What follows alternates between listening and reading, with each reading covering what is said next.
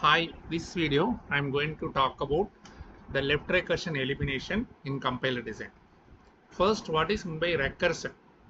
So normally we studied a recursive function in C language. So what is meant by recursive function means the function that calls itself is called a recursive function. Similarly, in a production, we have a grammar like this. We have a production A tends to A alpha or beta. So this is a production we have. This production is left recursive. This grammar is actually left recursive grammar. Why it is left recursive grammar is, so when we expand here, suppose we have A is a non-terminal. The same non-terminal is repeating after this pointer symbol. So then it is a left recursive grammar. For example, here A tends to A alpha beta. These are two parse trees. A tends to A alpha, then A tends to beta. So here A is a non-terminal. If A is a non-terminal, we need to expand A again.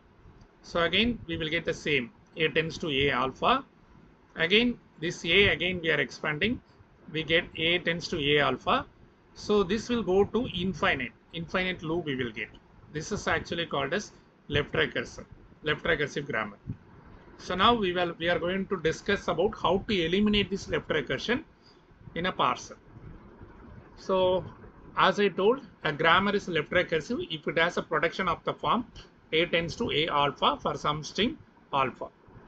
So if we have a production like this, A tends to A alpha or beta.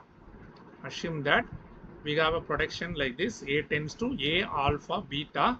The rule is A tends to beta A dash, then A dash tends to alpha A dash or epsilon. This is a rule for eliminating the left recursion. A tends to beta A dash, then A dash tends to alpha A dash or epsilon symbol. Now we discuss one example. So we have a production like this, E tends to E plus T or T. So this is a left recursive grammar. Okay, so E tends to E plus T or T. This is a left recursive grammar because the non-terminal E is repeating again after this pointer symbol. So E and E it is repeating. So this is a left recursive grammar. Now we need to eliminate by applying this rule. So now in A's place we have capital E, and alpha's place we have a capital plus T. Plus T is in alpha's place, and in beta's place we have T. So in beta's place we have T. So in A's place we have capital E, alpha's place we have plus T, and beta's place we have capital T. Now we are going to apply this rule. So first one is A tends to beta A dash. So what is in A's place is we have capital E. So capital E tends to beta. Beta in beta's place we have capital T is there.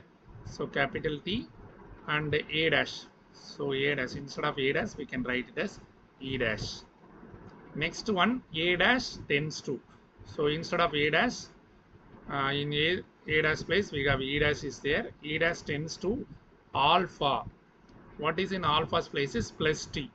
So plus T in alpha's place, then A dash. Instead of A dash we can write E dash. T E dash. Next one R epsilon symbol. Next one is R epsilon symbol. This is a left recursion elimination. This is a grammar after eliminating the left recursion. Thank you.